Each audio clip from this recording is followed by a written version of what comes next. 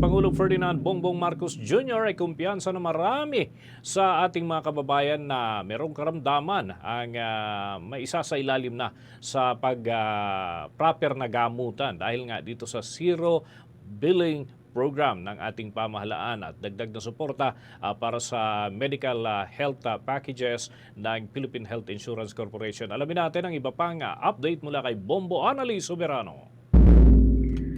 Naniniwala si Pangulong Ferdinand Marcos Jr. na malaki ang magagawa ng zero balance billing program ng gobyerno para makumbinsi ang mga kababayan nating may mga sakit ngunit takot na magpagamot dahil sa pangamba ng babayarang hospital bill.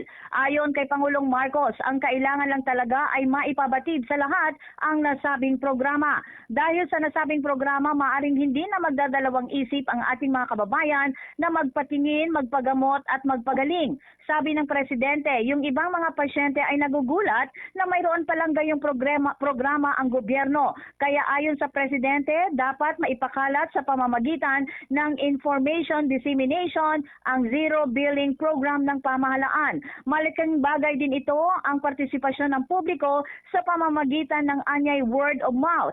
Kahapon, binisita ng Pangulo ang East Avenue Medical Center dito sa Quezon City upang alamin kung naipatupad ng maayos ang zero billing program ng pamahalaan. Makakaabay lamang ang isang pasyente sa zero billing program kapag siya ay naka-admit sa isang ward o charity at hindi naka-private room. Pakinggan natin si Pangulong Ferdinand Marcos Jr. Word of mouth.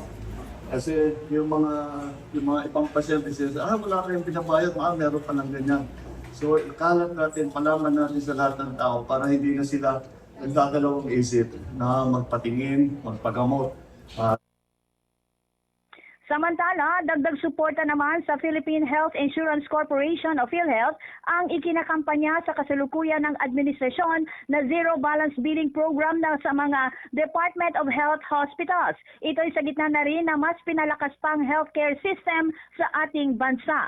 Ayon sa Presidential Communications Office, may pinaghuhugutang sources ang pamahalaan upang masustain ang programa ng masigasig na ikinakampanya ngayon ni Pangulong Ferdinand Marcos Jr. Ang medical assistance ayon sa Presidential Communications Office na ginagamit sa zero balance billing ay hinuhugot din sa Philippine Charity Sweepstakes Office, Philippine Amusement and Gaming Corporation o PAGCOR, bukod pa sa mga pondong inilaan sa mga Department of Health Hospitals.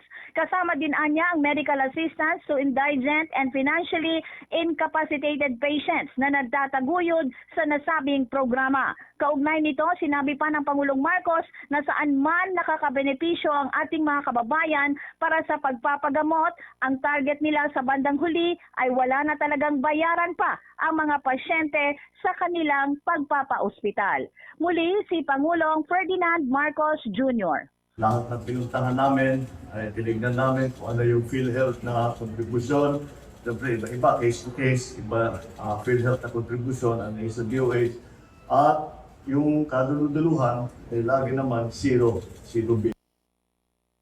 Si Pangulong Ferdinand Marcos Jr. Mula sa Malacanang, Bombo Annalise Montaño Soberano nag-uulat. And this is Bombo Radio Philippines, the #1 and most trusted source of news and information. Basta Radio, Bombo! For the most trusted source of news and information, visit our website at www.bomboradio.com. Follow us on Bombo Radio mobile app, Facebook, YouTube, TikTok, and X, formerly Twitter.